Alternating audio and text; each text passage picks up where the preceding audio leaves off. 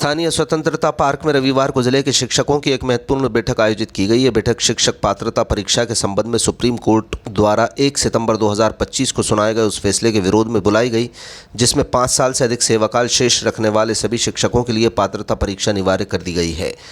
बैठक में उपस्थित शिक्षकों ने सर्वोच्च न्यायालय के निर्णय पर विधिक आपत्ति जताते हुए कहा कि जब ये प्रकरण न्यायालय में चल रहा था तब प्रभावित होने वाले शिक्षक न तो वादी थे और न प्रतिवादी। शिक्षकों का तर्क है कि उनका पक्ष सुने बिना ही ऐसा आदेश सुना दिया गया, जिससे पूरे देश के लाखों शिक्षकों का भविष्य प्रभावित हो रहा है। शिक्षकों ने एक प्रसिद्ध कानूनी सिद्धांत का हवाला देते हुए कहा कि खेल शुरू होने के बाद खेल के नियम नहीं बदले जा सकते। जिस समय उनकी नियुक्ति हुई उस समय के भर्ती नियमों का पालन किया जाना चाहिए। नौकरी के बीच में नए नियम थोपना अनुचित है। बैठक में सर्वसम्मति से निर्णय लिया गया कि इस फैसले के विरुद्ध पुनर्विचार याचिका दायर की जाएगी। इसके लिए आगामी रणनीति तय की गई है। अप्रैल के प्रथम सप्ताह तक एक विशेष समिति बनाई जाएगी। 15 अप्रैल से पहले सुप्रीम कोर्ट में रिव्यू पिटीशन दायर की जाएगी। याचिका में स्पष्ट किया जाएगा कि आरटीई लागू होने के बाद की नियुक्तियां पहले से ही पात्रता परीक्षा के माध्यम से हो रही हैं। अतः पुराने शिक्षकों पर यह नियम लागू करना तर्कसंगत नहीं है। शिक्षकों ने निर्णय लिया है कि वो राज्य सरकार से भी अनुरोध करेंगे कि सरकार अपनी ओर से भी एक रिव्यू पिटीशन दायर करे ताकि शिक्षकों के हितों की रक्षा हो सके। शिक्षकों को उम्मीद है कि सर्वोच्च न्यायालय उनकी दलीलों को सुनकर अपने पूर्व के फैसले पर पुनर्विचार करेगा। भारत माता की जय। भारत माता की जय।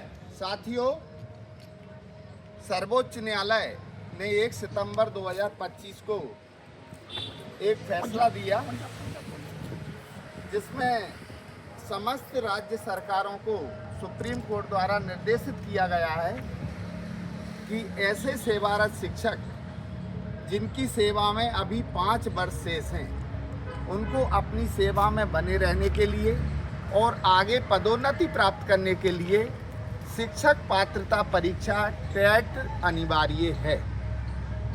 आज स्वतंत्रता पार्क गुना में गुना जिले के साथियों के द्वारा एक बैठक आयोजित की गई और सर्वसम्मति से सभी ने अपने विचार व्यक्त किए और उन विचारों में जो निकल कर आया, शिक्षकों ने बताया कि जब सुप्रीम कोर्ट ने फैसला दिया उसमें हम पार्टी नहीं थे, हम उस फैसले से प्रभावित पार्टी हैं।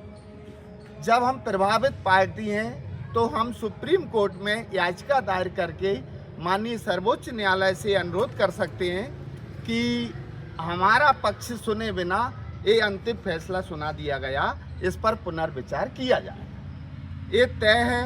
यदि हम सर्वोच्च न्यायालय में इस आधार से जाते हैं कि माननीय न्यायालय आपके द्वारा 1 सितंबर 25 को जो फैसला दिया गया है उसमें हम पार्टी नहीं थे, लेकिन उस फैसले से हम प्रभावित हो रहे हैं, हम आपके समक्ष एक याचिका दायर कर रहे हैं, हमारे पक्ष को सुना जाए और पक्ष को सुनने के बाद ही अंतिम निर्णय लिया जाए।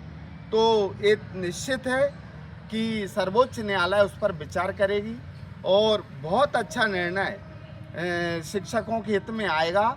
और ये सुप्रीम कोर्ट का ही एक जजमेंट है कि खेल शुरू होने के बाद खेल के नियम नहीं बदले जा सकते। जब एक ही डिसीजन है तो नियुक्ति के समय जो भर्ती नियम तय किए गए थे वो बीच में भर्ती नियम नहीं बदले जा सकते।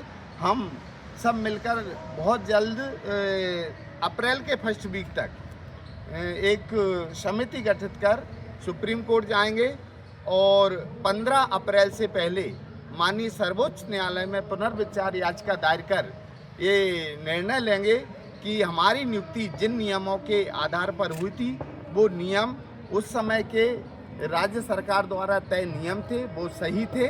और अब शिक्षा अधिकार अधिनियम मध्य प्रदेश में 2010 में लागू हुआ है और 2010 के बाद मध्य प्रदेश में सभी शिक्षकों की नियुक्तियां पात्रता परीक्षा के आधार पर हो रही हैं। अतः मध्य प्रदेश पर आपका सुप्रीम कोर्ट का आपके द्वारा 1 सितंबर 25 को जो डिसीजन दिया गया है वो लागू नहीं होता।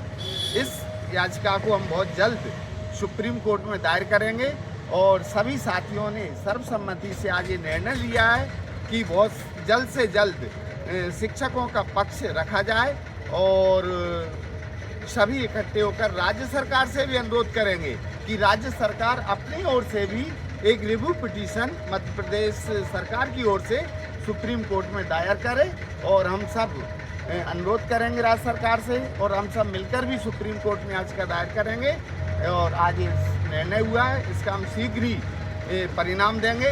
जय हिंद, जय भारत, भारत माता की जय।